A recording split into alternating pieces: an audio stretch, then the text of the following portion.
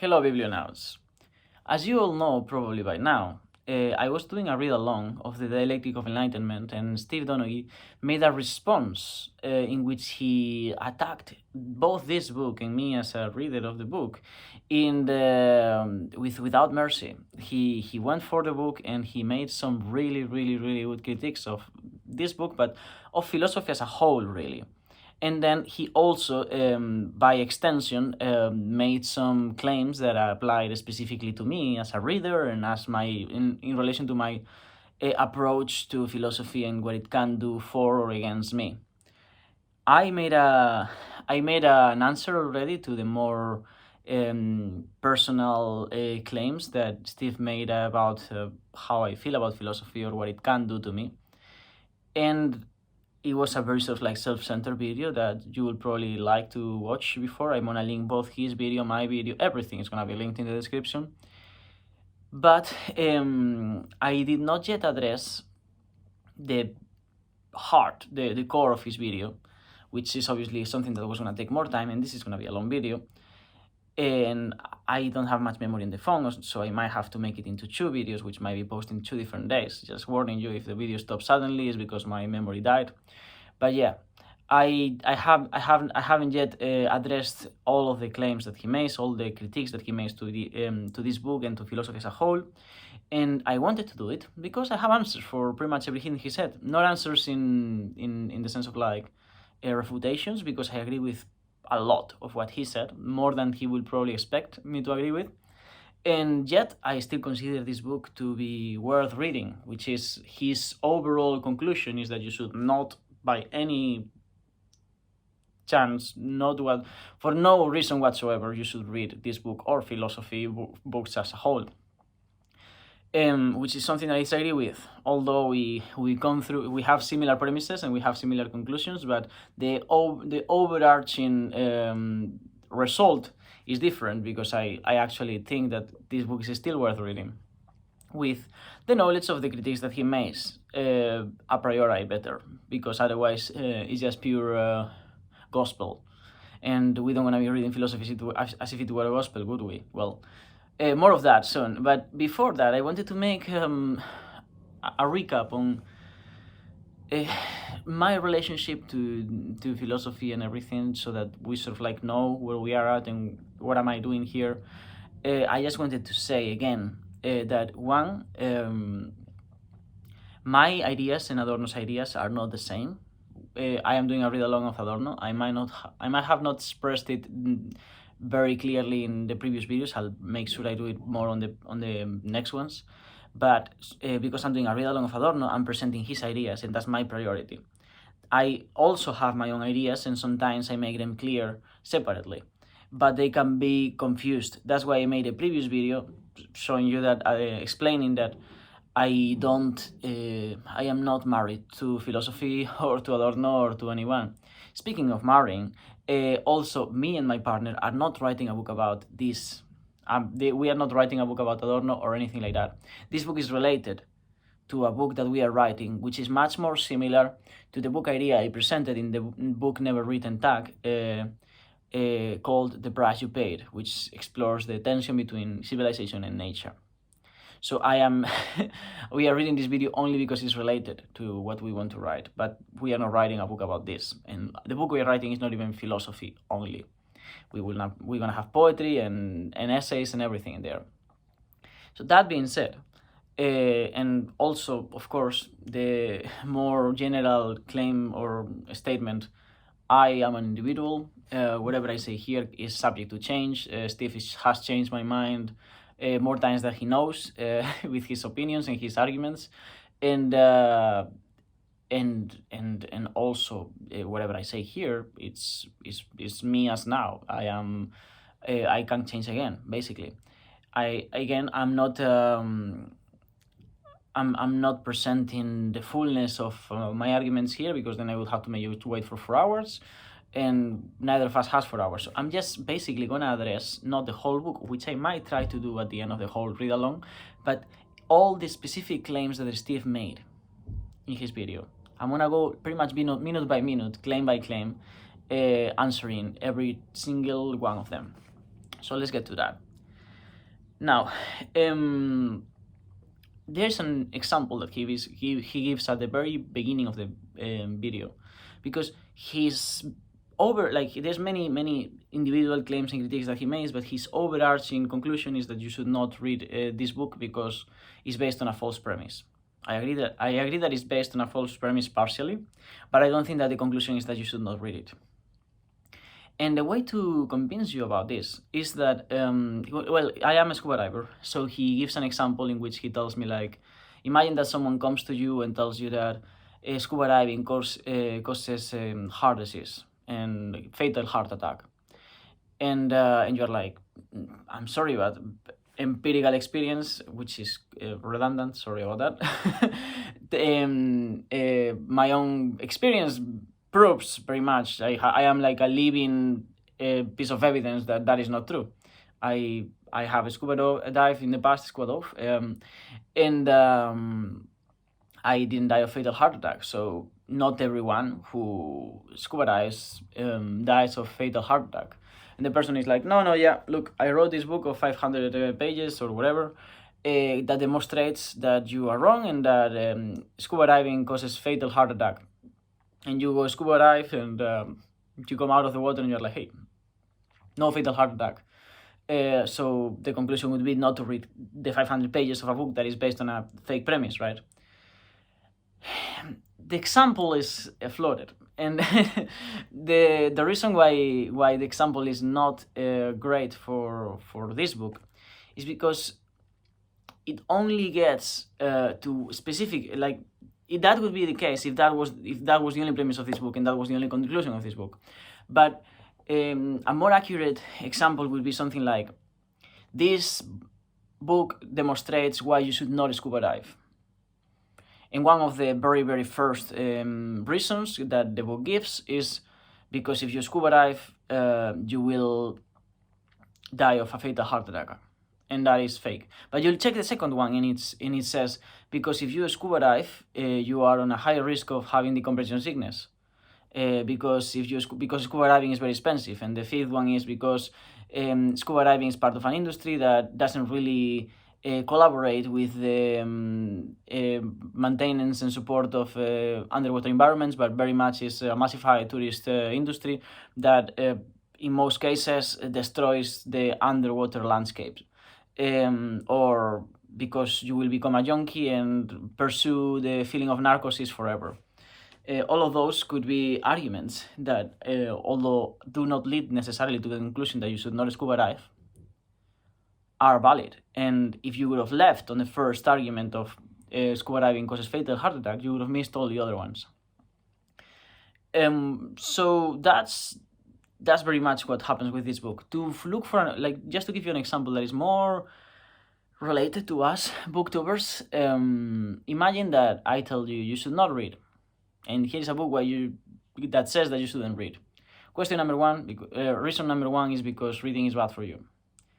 Because reading will brainwash you and make you wanna kill people.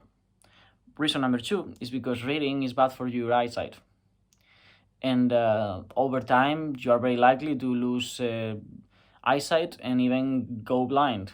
Reason number three, because sitting down is not very good for your bone structure. It can give you back pain. You're meant to be moving and generating blood flow on the body. And now you are like, okay, because the first thing you said, I'm not gonna listen to all the other ones. Well, whether or not you choose to read or not, it's still good to know that reading can be bad for your eyesight, that it can be bad for your back posture, that is not great for many other reasons that are very physiological. Not so that you stop reading, but that you're aware of them, and maybe take measures, such as reading from different distances. I sometimes need to hold my book further away from me. When I read my first year of university, I used to read 6 hours a day. Nothing to do with university. I was reading my own things, but I very much would end that session of like 6 hours reading, and everything was blurred. And I don't need glasses or anything. I see perfectly. So it was just the fact of reading was affecting that, and then it was affecting me psychologically because I would get very depressed for a few days every time I got these sort of symptoms, right? So there you go. My point is that you can have a book that has a false premise and yet contains other claims that are valuable. Easy. Now, um, mm, mm, mm, another way of answering this is like, imagine that you are in Ithaca and Odysseus comes and presents himself, and then he tells you his story of how he got there. In reality, he got to Ithaca because he took 20 years to get there because he had a second wife, and he was cheating on you, and you are like, okay, that's the truth, right? But he makes you sit down and listen for 5 hours to the story of like all these made up stories of how like someone gave him a bag with wind and flew forward, and how like he was trapped by Calypso, and how he was like had to go down to meet fucking Hades. All this bullshit of what he was supposedly doing all these 20 years, when in reality he was just cheating on you for 20 years with a second family that finally kicked him out of the house, and now he's there. So you are like, here's the truth, and here's the 5 hours of bullshit that you just told me. Now, yeah, of course you wanna know the truth, and you wanna then be able to uh, respond accordingly. But if you were to sit down and listen to the 5 hours of Odysseus telling you the Odyssey, basically, you might find a lot of worthy stuff to listen to. My point being that lies sometimes are very useful things for thinking. Literature is composed of lies. I think that art and philosophy, for good or for ill, is very artistic in a different way. It doesn't approach language in a scientific way. It doesn't approach the language also in a purely aesthetic way. It doesn't really try to be beautiful in the way it is written, but it approaches ideas in a creative way. Philosophy is widely an exercise of coming up with interesting ideas that might lead us to more interesting conclusions, which might widen our horizons. So that's just another example to justify sort of like the same thing. You can read a book based on a false premise and acquire something from it.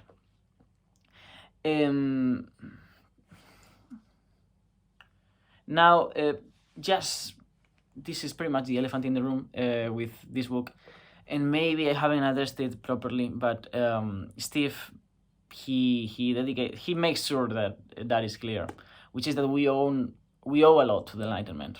A lot of political and individual freedoms that we have are product of Enlightenment. Secularization, freedom from religious authoritarianism is a product of the Enlightenment. Yeah, I mean, free use of reason that is not framed within the bounds of some belief of the supernatural is something that we owe to the Enlightenment. And I am sorry if at some point gave the impression that I don't believe that. I am very aware that we owe a lot to the Enlightenment.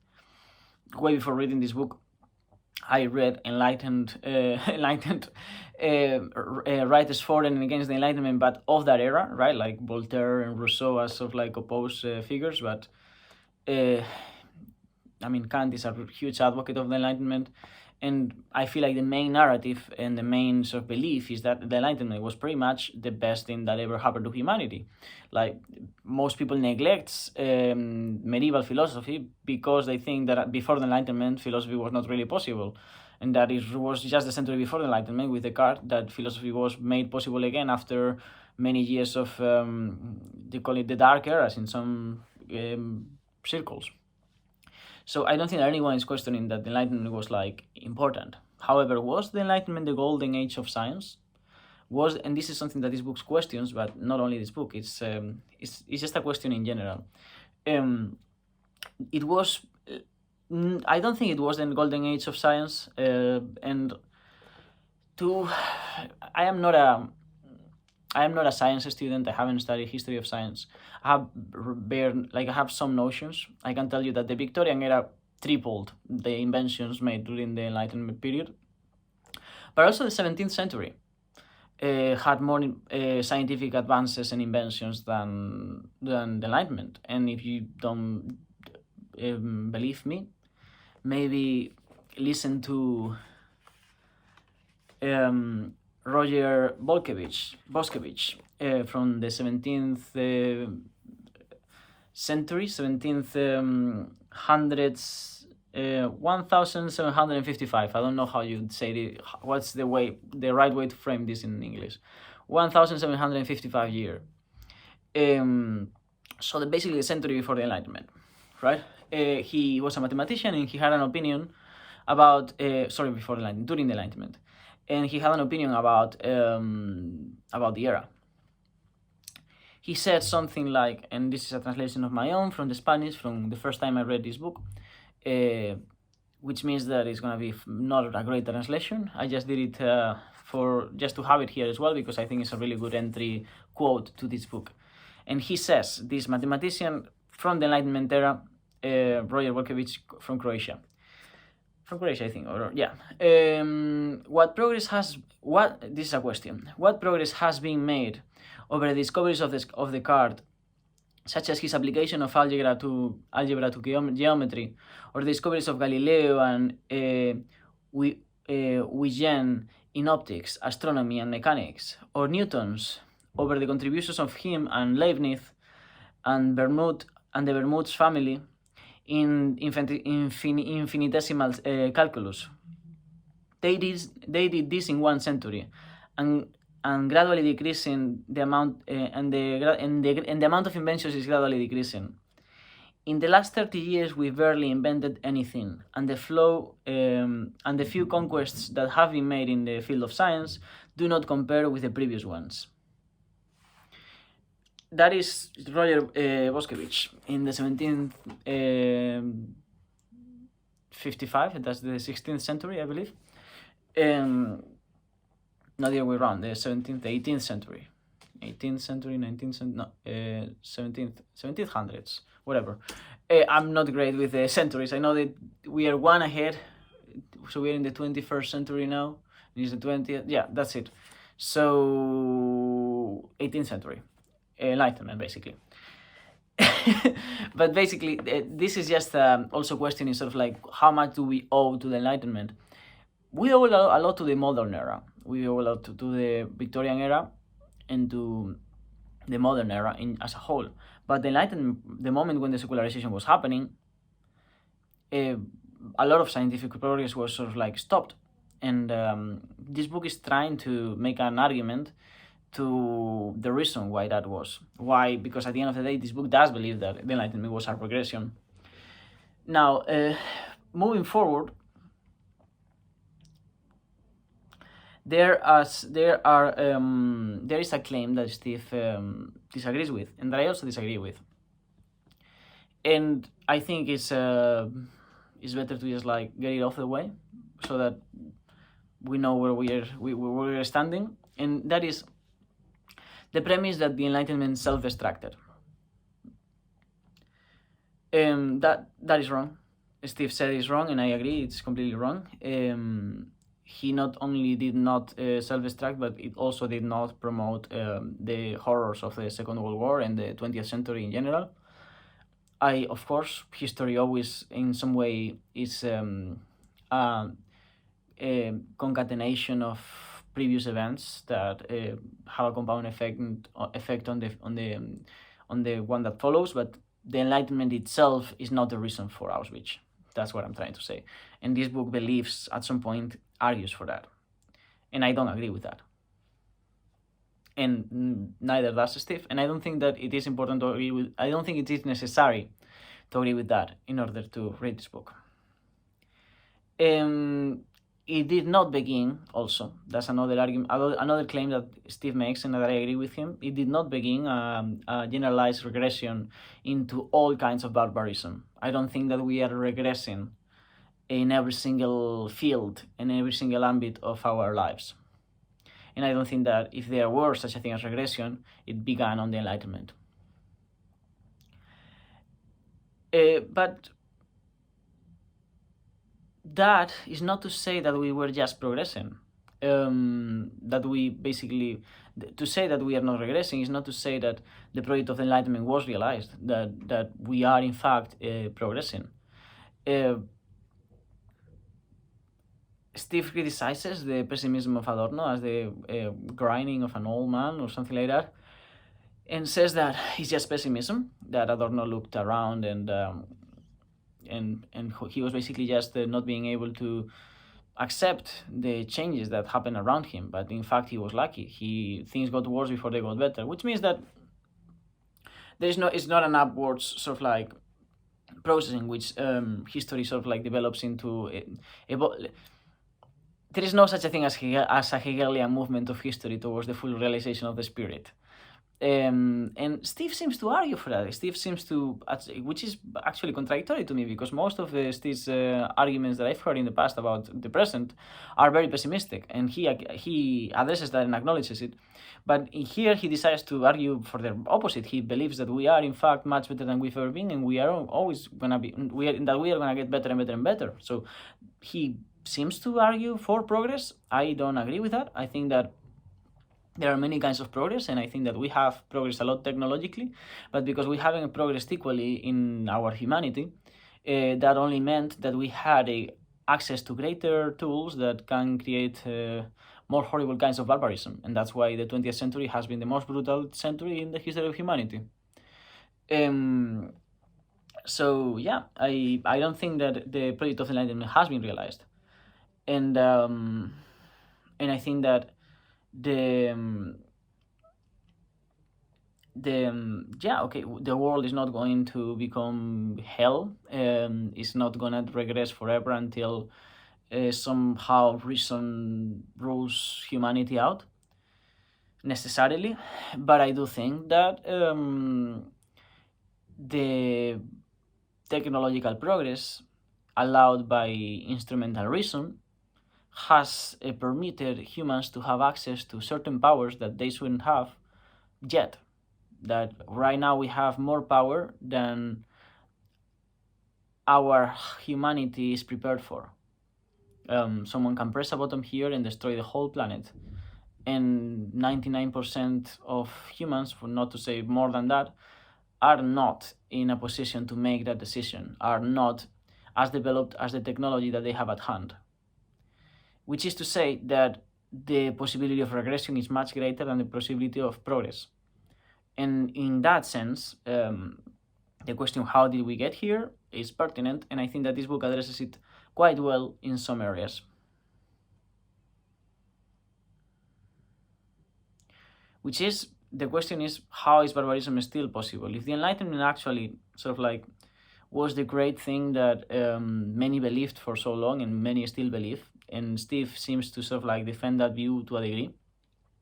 Of course, not in the naive way that Kant would or other people, but he still believes that sort of like the Enlightenment project was started and we are the product of it, and I suppose that in somehow we are still sort of like tangled in that sort of like struggle to progress and improve as humans into creating a better world together.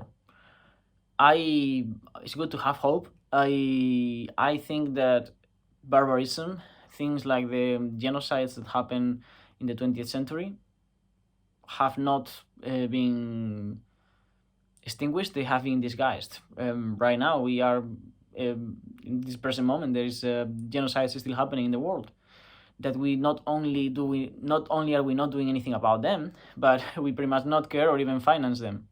So future claims in the book about how human relations have been completely permeated and instrumentalized for economical motives is even more pertinent when you look at that. When you look at how even barbarism has become something that market has assimilated, and the moment the markets assimilate something, then it ceases to be a problem very much. Maybe not to us in Booktube, maybe not to us as individuals, but to society as a whole. It's not like our societies are doing much for the horrors that their states caused and still cause today in most of the planet. in most of the planet.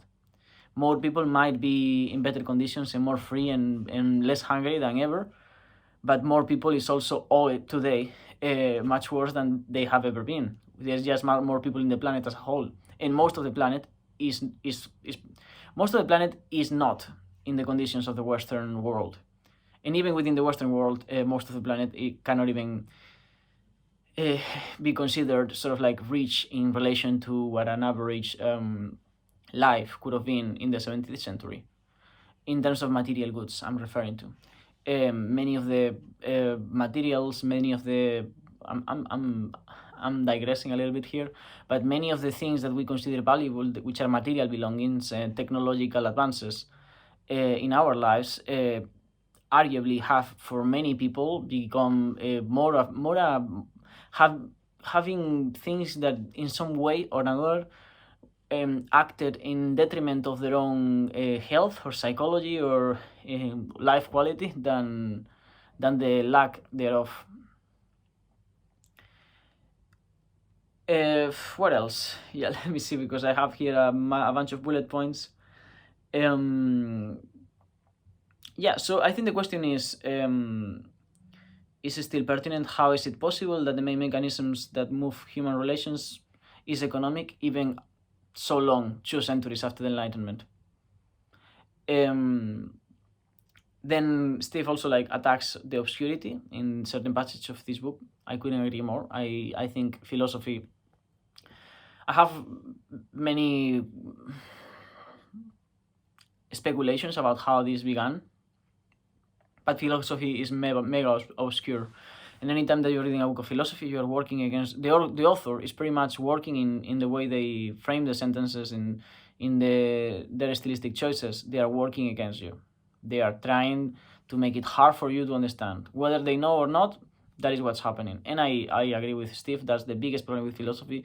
It makes it a scornful subject, a scornful discipline, and it bothers me every single time that I open a book like this and that is written in such a sterile way.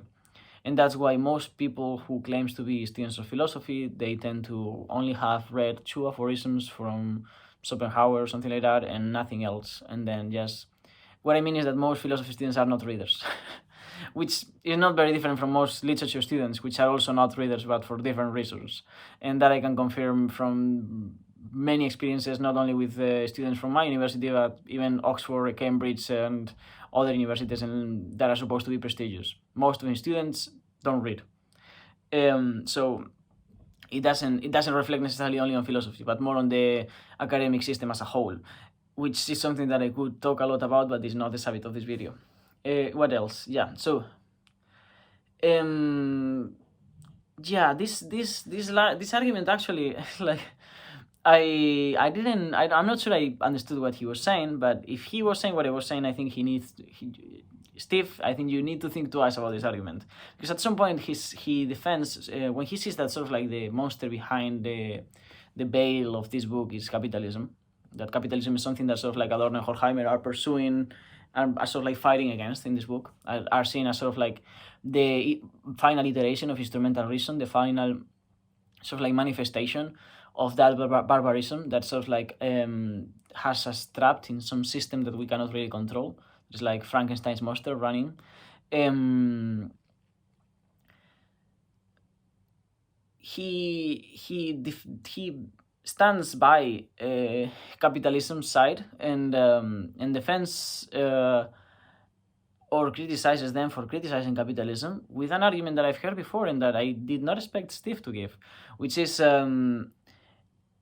that Adorno and Horkheimer were benefiting from that system, that they were within that system and they benefited from it. I think you might want to think about that argument twice, because just to give you an example, imagine that, I don't know, there is an indigenous tribe in the Amazon, and constant deforestation due to the expansive farmlands to provide excessive goods from the primary sector to the Western world, has caused for like this crazy deforestation that eventually like this indigenous tribe in the Amazon finds themselves completely displaced, and have to assimilate a new culture. They have to basically they lose their forest, they lose their homes, they lose everything. They become fully poor and eventually refugees, and they are sent to Dublin to live in an apartment. And 3 generations after that, one of the kids of that family becomes a philosophy student and writes a book about how capitalism. How did I write it here? How capitalism is in fact self-destructive and profits from. About how capitalism is in fact self-destructive because of its own drive to constant accumulation that can never be satiated. And that kid from that sort of like family that was displaced ends up profiting from that book and lives in that capitalist world because no other world has been allowed, because capitalism is expansive. It permeates not every aspect of society and every aspect of human relations, but also spatially it expands. And when it ends, whenever it finalizes its expansion, there won't be anything left. At least that is the argument that this hypothetical person would make. And that this hypothetical person who lost their ancestral home, whose grandparents lost their ancestral home in the Amazon, is arguing for. Now, do you think it's plausible to say that that such a person could not write a book against capitalism because they are living in a capitalist system when there are no alternatives, and when the only alternatives are dictatorships, as if that was the only alternative? I don't think so. I don't think that to criticize capitalism is necessarily to sign out of, to check out from society, to want to check out from society, or to want to check out from the world when the whole world has been invaded by this, by the premises and drives of capitalism. So yeah, I just thought that that argument, no, I don't buy that. I think you know where I'm coming from. I also don't think that he gave that argument the weight that I'm probably giving here, but I wanted to address it because it's, although he might just have said it over, passing by, it's a very very common argument. When someone wants to be critical about something, the first thing they say, well, then don't do it. Like, you don't like this, then go somewhere else. Well, it turns out you cannot go somewhere else, and there are not many alternatives left. So to change the systems from within is pretty much the only alternative left for someone who wants to be critical with that system, because they're able to see its misgivings. Also, in relation to language, I agree that it is not a commodity, but I think that what Adorno and Horkheimer were trying to argue for is that language is not a science. It's fallible. It often will benefit the person that is telling a lie rather than that person who's telling some truth. Adorno and Horkheimer were referring to an essay from Nietzsche when they wrote about the sort of like untrustworthiness of language. This essay is on truth and lying in a non-moral sense. And it's one of my favorite essays. It's basically an essay in which Nietzsche talks about language as some sort of art, and refers to it as an army of metaphors, saying that language was not created to explain the world or to extract truth from it, but meaning. And meaning is not equal to truth. Meaning, again, Odysseus telling his story, or Homer telling Odysseus' story, is not someone creating truth. It's someone creating meaning through creative input of some kind or another. My point being that language is fallible when it comes to the exploration of factual truths, of convictions through it. And the moment that, and this is something that Adorno and Horkheimer sort of like were trying to address. that when language becomes the I think I'm gonna read it to you. Because I don't wanna misexpress myself. I don't know about it. Yeah. I also agree with Steve's criticism of the appeals to the masses in the book. It's very elitist, and I think it's just a easy way to sort of like get your reader feel like somehow he's in and everyone else is out. It's a very very cheap resource of a writer to want to create a very quick feeling of some kind of like sympathy with the reader as opposed to the rest of humanity. Just elitism. And I also fully agree with Steve's claim that philosophy is mainly misplaced theology. I think that most philosophers are just, as I said before, disguised sophists, and I think there is a very clear difference between the two of them. And I think that when Steve is criticizing a philosopher, most of the times he's criticizing him because he's in fact a sophist. And going back to the etymology, I don't even need to make any arguments. Someone who is a friend of someone who calls himself wise versus someone who is just interested in finding some sort of knowledge or learning something. I'm referring back to my videos and to the beginning of this one. Now, I agree with Steve again that Adorno was partially saying that people needs to go, that this is something that Adorno was saying, that people needs to go back to their theisms that they left in the Enlightenment, to their beliefs, to their mythologies, but not because they are godless now, which is what Steve sort of like seems to be saying, believing that Adorno was arguing that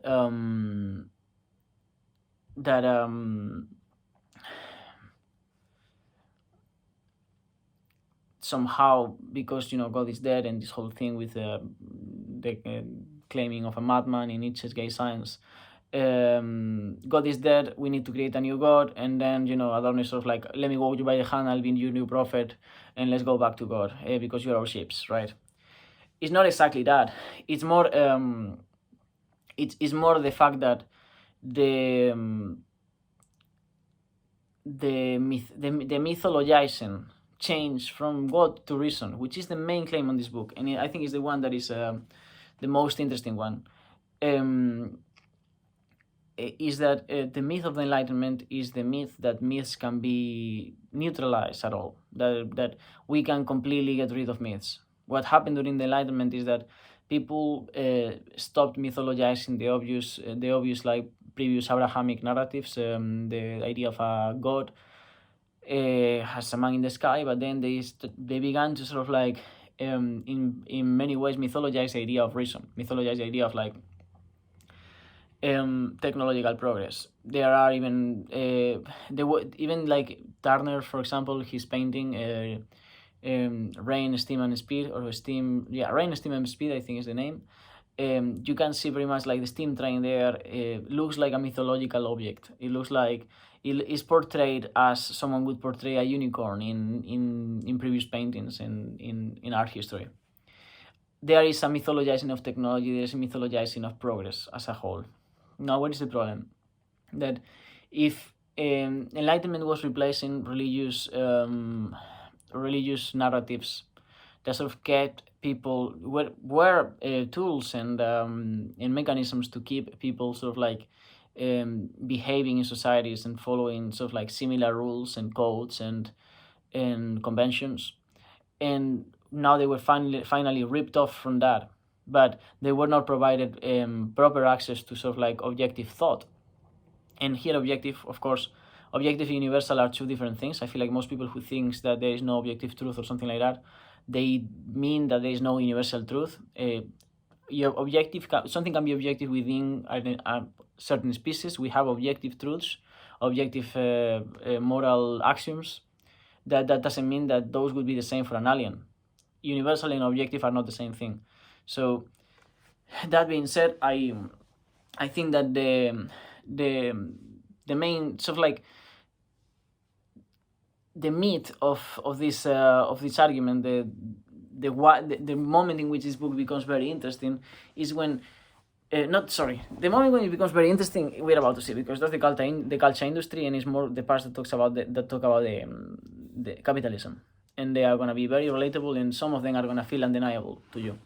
But the reason why Adorno was sort of like wondering whether or not we needed to go back to mythologizing, to creating a god, creating new gods or going back to the old gods, I don't think it was because he wanted to sort of like become the new prophet or anything like that.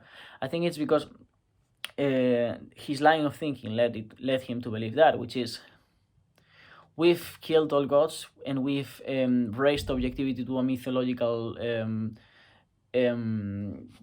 point without having really differentiated between what is objective and what is not. Reason is not really used by itself, which is to say that that most people uses reason and claims to have objective arguments, when in reality those arguments are driven by self-interest, which is opposite to objective.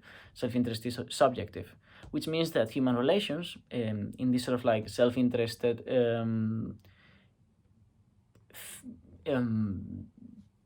motion of reasoning, become instrumental, become relations of consumers to extract some sort of value from each other. And that is the part in which I agree with Adorno. I do think that most people has always needed greater narratives that are, whether objective or not, they somehow tell them how to behave. And I don't think that is like something that requires much argument. I think you just have to look around and see what most people believes. We live in a still very superstitious world, and people who doesn't have superstitious narratives are able to even make superstitions out of science. Like, the scientificism is just another form of superstition after all. And here I wrote, like, the Enlightenment never gave up its mysticism, but instead they elevated reason as the new god, believing that this would bring salvation, which might sound familiar, when in reality the reason for those who are not yet free of mysticism and can differentiate objectivity from biased self-interested arguments, becomes a tool to exert power over others. This goes both ways, that is true, but it is still a game in which the wrong conclusion can always win against the right one. And if you're gonna say that truth always wins, just look around. I mean, truth does not always win, and pretty much we are surrounded more by more lies or bullshit or whatever you wanna call it than truths. So that's my response to Steve. That is sort of like all the things I agree with. The main things that he sort of like disagrees with more strongly, I agree with as well, fully. Like, I think that the Enlightenment didn't cause Auschwitz. I don't think that Enlightenment was the reason for regression. However, I think that regression in certain aspects exists, and I also think that that the realization of sort of like reason, the use of reason, is something that in most cases is not used in order to apply in a scientific way to achieve valuable conclusions that can be sort of like expanded and shared, but more in a instrumental way in order to achieve subjective goals that might mean the overpowering of others. Yeah, that's pretty much all I have to say. If you've come this far, let me know. Tell me what you think about it, because I don't expect many people to get this far. Also, Steve proposed a read-along for a whole year of philosophy, together, reading certain authors like Locke, Hume, Machiavelli, Plato, Aristotle. Some of these authors I've already read and I found unbearable in terms of just very boring to read. Others not so much. I I know now is not the best time of the year to have to make live videos with Steve or anything like that, but I would love to talk about that further, so long as I am allowed to choose part of the syllabus. Because although I'm trying to move away from philosophy, I sent him an email giving him the chance to make that buddy read across the whole year, one book a month for the whole year, of books that are not philosophy, so that he could still keep me away from reading philosophy, but without having to read other types of philosophy. But he seemed very keen to do a body read of philosophy for the whole year, so I think that would be a cool idea. I definitely would like to try, and I hope he's back after his ritual of passage from one year to the next, which he does every year, and is supposed to be very unpredictable whether or not he will come back on the other side. So yeah, I have not much else to add. My brain is fully fried. I've been reading different chapters, then coming here, doing this and many other things, and reading the Odyssey, which I am more about that. But yeah, Dialectic of Enlightenment. I think it's worth it. I've sent my reasons. I've put my word out there. I know I haven't been very cohesive. Not all days will be magic days, but yeah. I think at least some of the arguments have been outlined in with sufficient reason for you to engage on the reading of this book, and at least for you to consider the value of reading certain parts of this book. I look forward to find out what Steve thinks about this and what you all think about it. Please tell me. Until then, I'll see you on the other side.